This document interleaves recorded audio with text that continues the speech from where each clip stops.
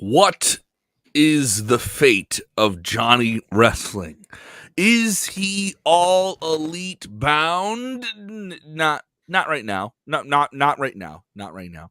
Also, we have some unfortunate breaking news about one-time pro wrestler and former UFC heavyweight champion being accused in a very, very serious criminal activity on the West Coast. Plus, WWE announces a massive new wave of content with A&E. Samoa Joe pulls back the curtain as well on his recent WWE exit. So much to touch on today's Sportskeeda Wrestling top story of the day. Yeah, share the link of your stink. Watch out, watch out, watch out, watch out!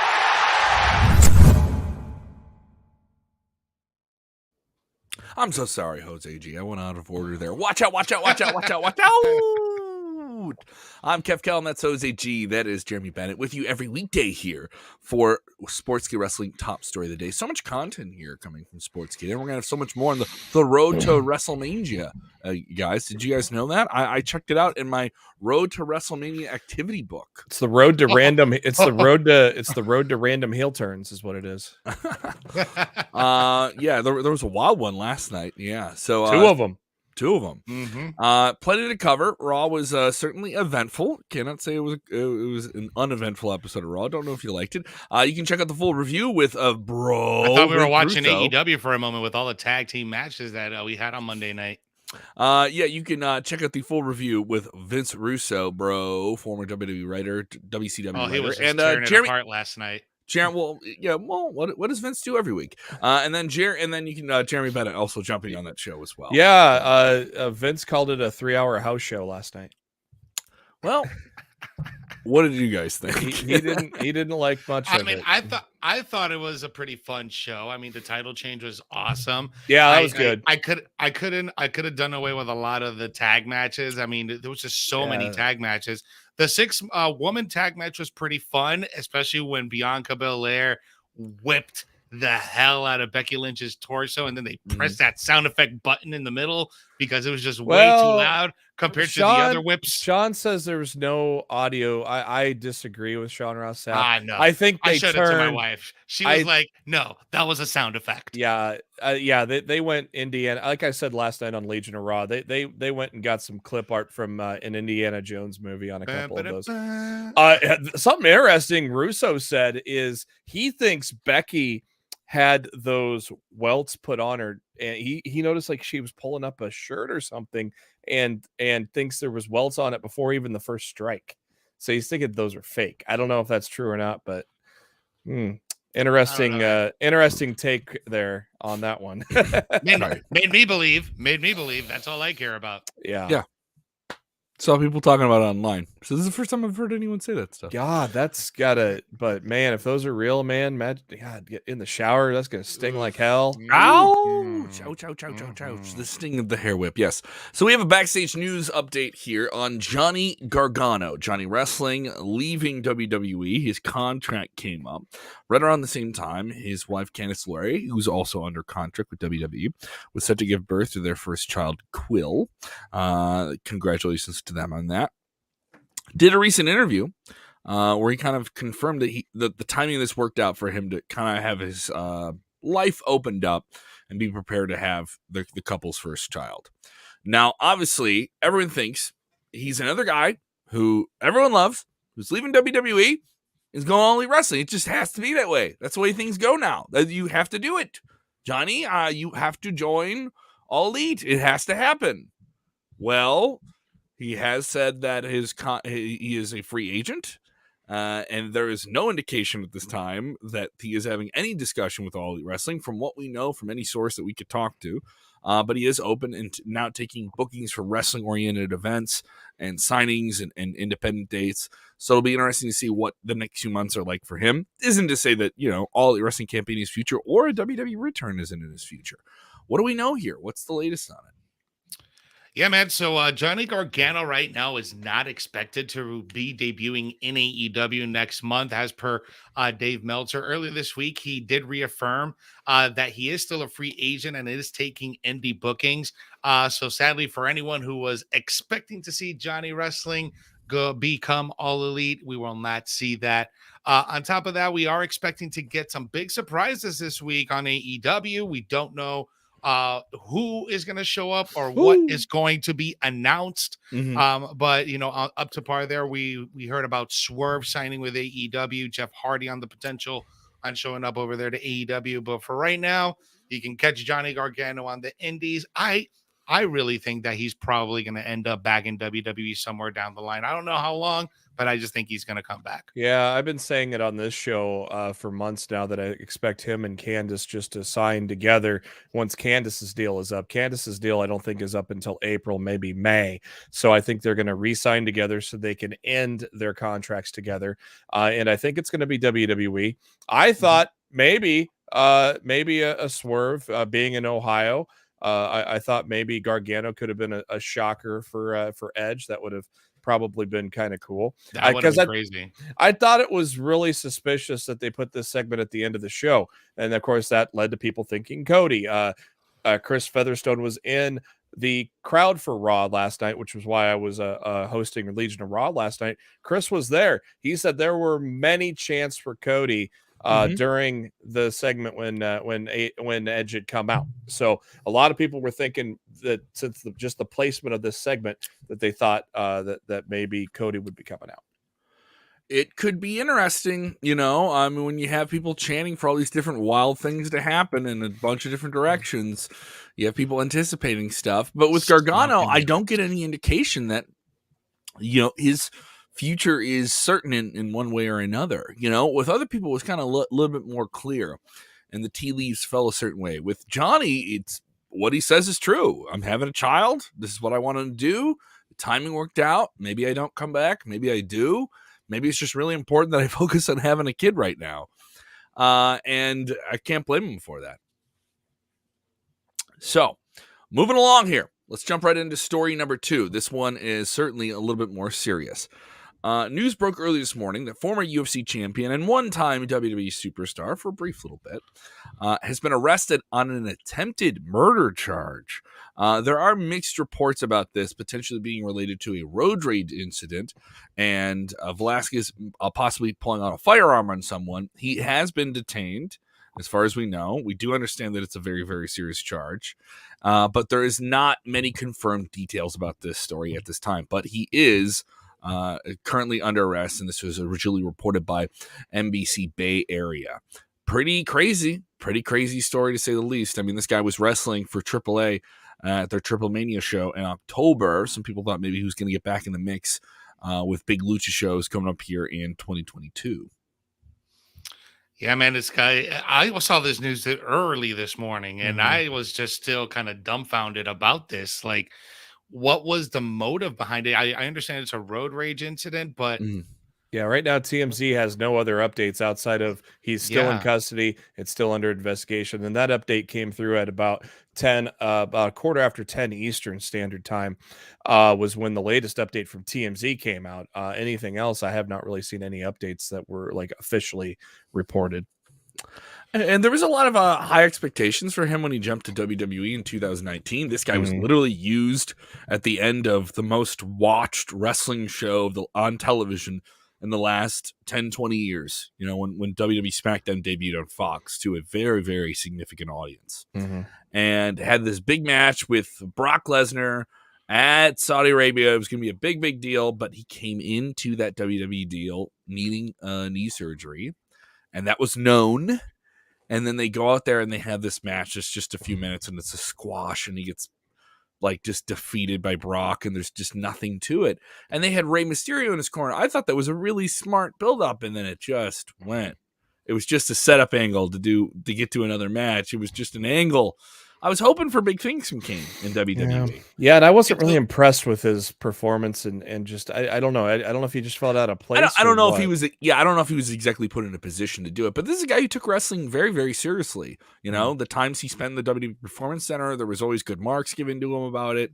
The stuff he did in AAA, the 6-man matches he was in, he was doing some very impressive things. But he never got to have that really. Even though he's in the ring with Brock Lesnar, it was more of an angle than a match. You never really got to have that shining go for it performance in a singles match in professional wrestling? And is that something he's going to have in his future now with this legal situation? Yeah, that's the question, right? Because I mean, this guy, like him or not, he's probably one of the most important figures in combat sports. I mean, this guy beat Brock Lesnar like to a pulp. The guy took the championship away from Brock Lesnar. This guy is no joke. He's definitely one of the most decorated UFC fighters of all time. I had a lot of hopes for him in the business for WWE. He did a lot of cool stuff in AAA, which is really cool. But now, even if he gets found not guilty, you could probably say and flush that combat sports career goodbye. No more lucha libre, no more fighting. Maybe Triller, maybe he can pick up a fight with Logan Paul, but those are still really good paydays, man. You know what I mean? That isn't the worst situation to be in here. Nah. Yeah, I don't know. I guess it's gonna come down to the details of what's going on here, but I don't know. Yeah. James Espanto, Fernando Tagay. I would lay into it a little bit more, but this is a serious topic. Doesn't seem like the right thing. Cain looked great at AAA, but I thought he should have been in the G1 Climax. I heard a lot of people say that, like he would have been a really good fit for New Japan. As New Japan has been very open to the idea of having MMA sports-oriented figures kind of go into their world. I think he may have been a decent fit there. So it'll be interesting to see what happens here. Hopefully, this isn't as bad as it looks on the surface, because it does not look good. Castler Garcia, before we go into our next story here about Samoa Joe, mentioning a backstage surge behind one high-flying Ricochet on SmackDown, that there's plans to raise him on the card in WWE, and I'm all about that. I think it's a pretty good idea. I've heard different rumblings of that, but nothing certain that we can jump onto right now. Yeah, very interesting how in internal sheets he's listed as the number 2 babyface right now, but some of those top flight stars are in tag teams right now, and so that's if you look at some of the house shows that I've seen, he's really positioned fairly well. Yeah, and the house shows are a good indication of where WWE wants to try things in terms of what they think the audience reacts to, and that's the old way of doing things, guys. Let's try it out on the road first and see what the fans think, and then we'll put it on there. And I'm not saying they put him in like the biggest spots, but you're seeing him positioned a little bit stronger on some of these house show cards, at least some people I've seen that have been to the shows. At least he's on TV. Yeah.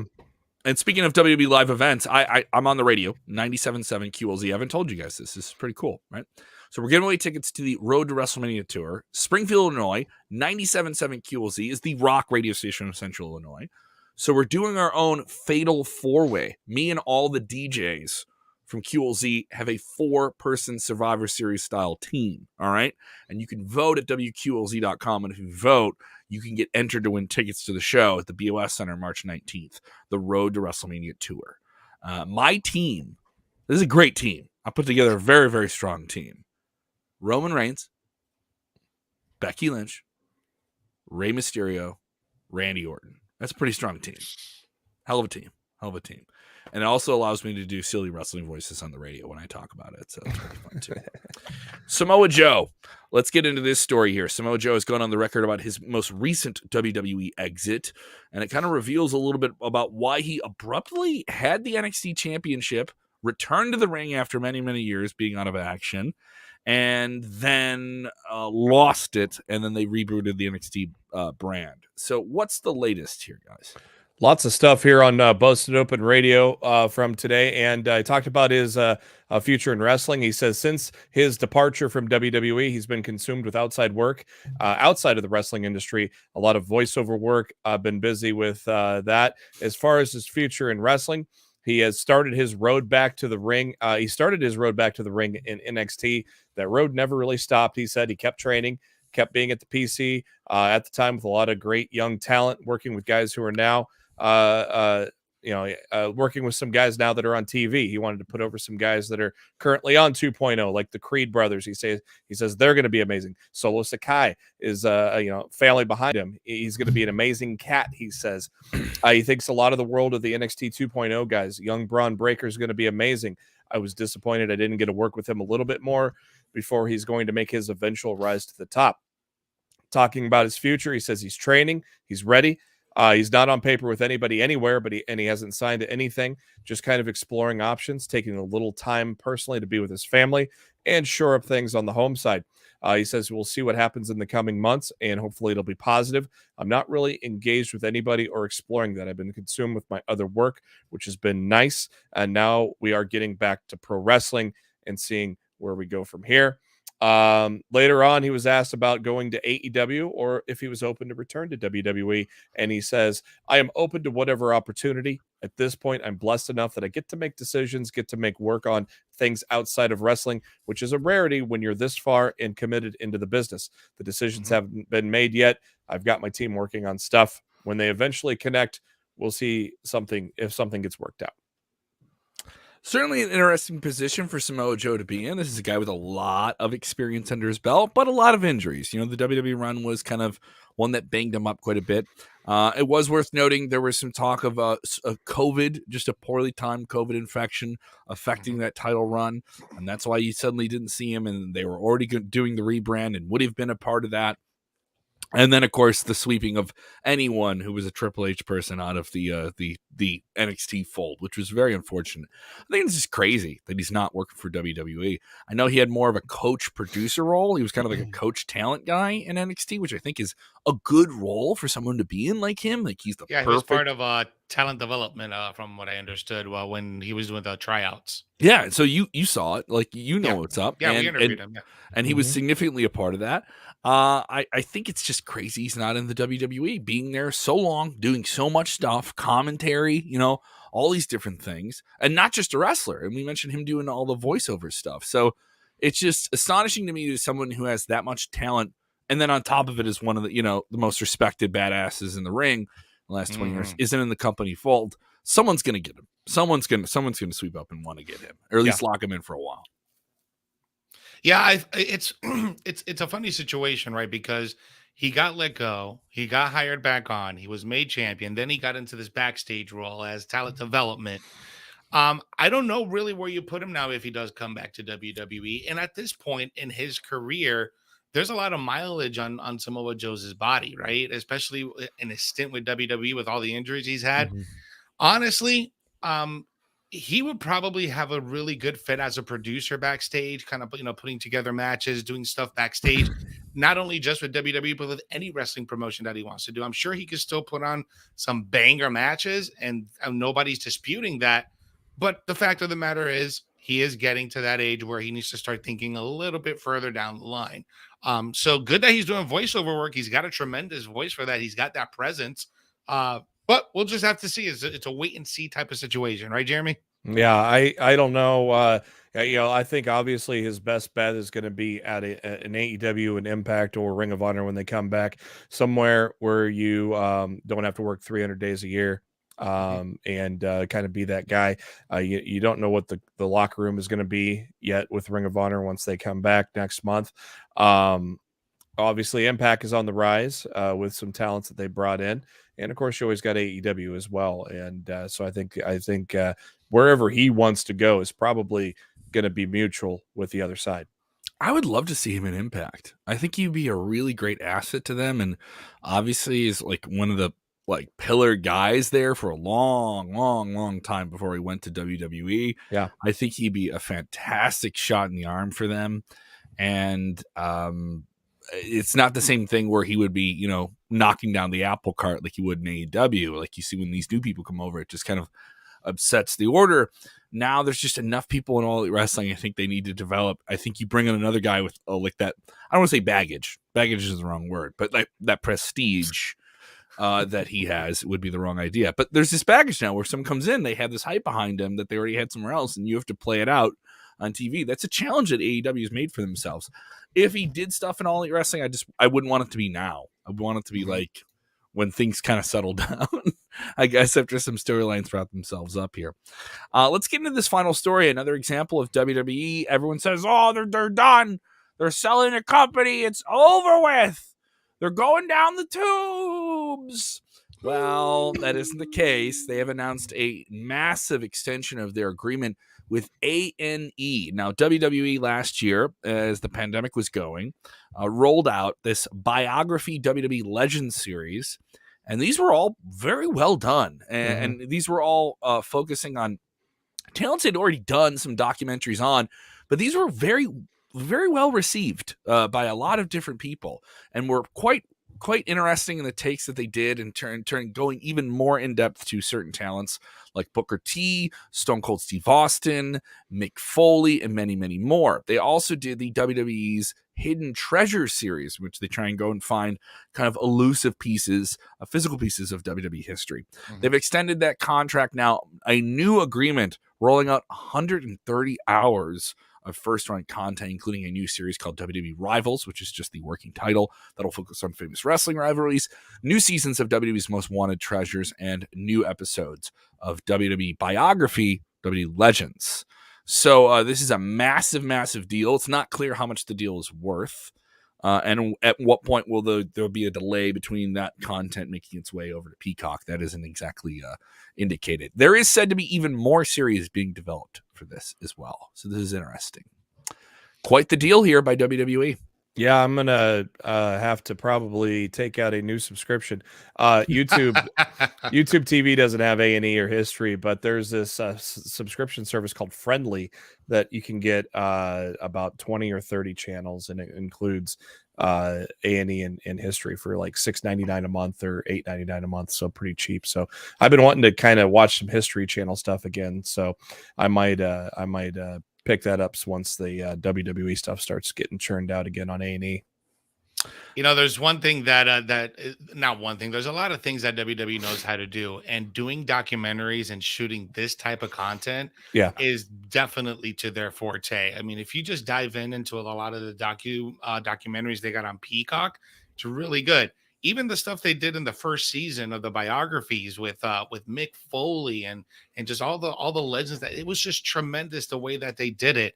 And I'm actually really excited to see how this pans out. I mean, it looks like they're slated for 24 episodes of the WWE Legends one. So I mean, that's a lot of episodes in one season. So we'll see. And it looks like this is going to be over multiple seasons. So it's going to be a multi-year thing. Yeah. Mm-hmm. Yeah.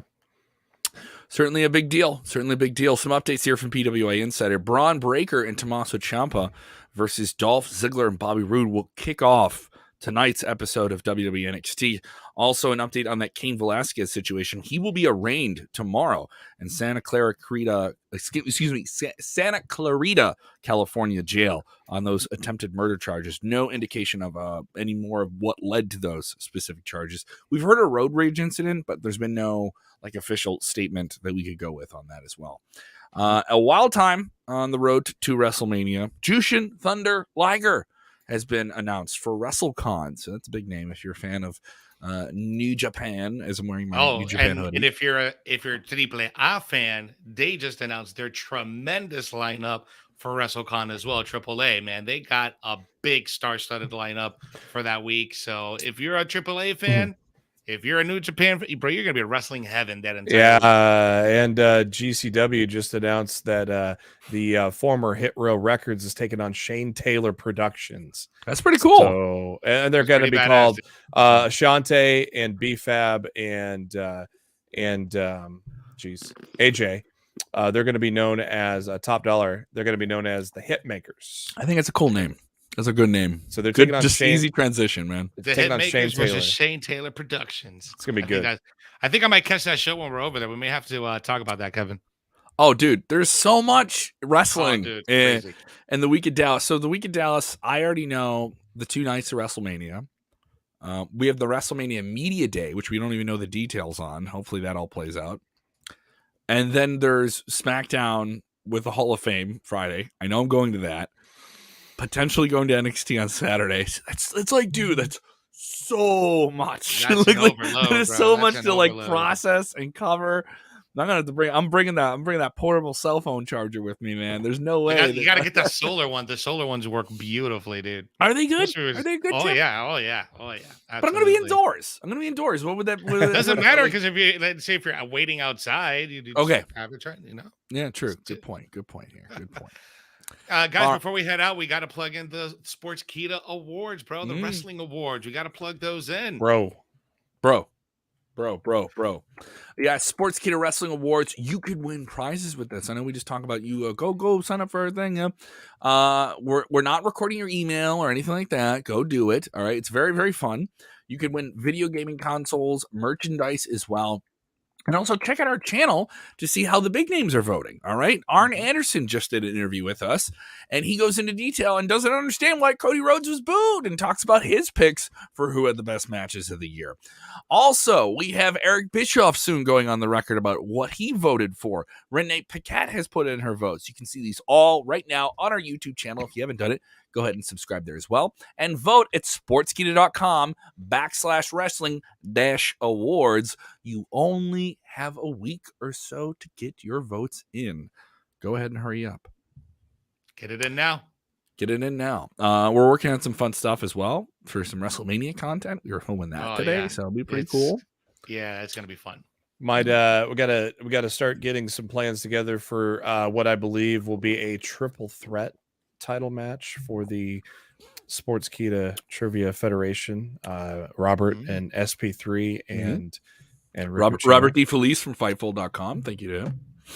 Won the Royal Rumble. Yeah, he sure did. It was robbed. He was robbed. We were not. Oh yeah. The old three faces of SP3 came in, but yeah, we weren't able to get anything put together for the chamber. But we'll get something. We'll try to get something. We'll try to get something maybe late March for WrestleMania. Rob was robbed. He was. Rob was robbed. He was robbed. You're supposed to say press scoop Brett. Stop, Kevin. I'm playing myself. Yeah. Let's get out of here. Shout out to SP3 as well for being the Quizlemania champion with those Wrestle Talk boys over in the UK. Shout out to him. Congratulations to him on that. I saw that. That looked wild. So much going on here. Thank you guys so much. If you haven't done it, go ahead and follow us on the socials. JB Huskers on the Twitter machine. Jose_G_official on the Twitter and the IG. And I'm on the Instagram, but my Instagram game is not nearly as strong as my Twitter and my Facebook game. On the TikTok, bro. Yeah, I'm on Instagram. I barely use it. Yeah, so you can follow me at Kev Kellam. I got a lot going on here. Got some comedy shows coming up here in a few weeks. March 14th, I'll be at the Comedy Bar right off Michigan Avenue, downtown Chicago. I'll be at the world famous Zanies on March 15th. All my comedy stuff is up on my Twitter as well, so definitely go give it a look here. Victor Nash saying SP3 cheated. That is to be debated. If you enjoyed the show and you haven't hit the like button, what's your problem? What's your problem, bud? What's your problem, dude? Come on, just go ahead and throw it up. That's all you gotta do. Hit that like button, baby. Hit the like. Why I go old Jimmy Hart on him, baby? All right, thank you. Remember, when watching wrestling, do the most important thing. Clear the air in your brain and just enjoy wrestling. Enjoy it. Yeah! Talk. Let me talk.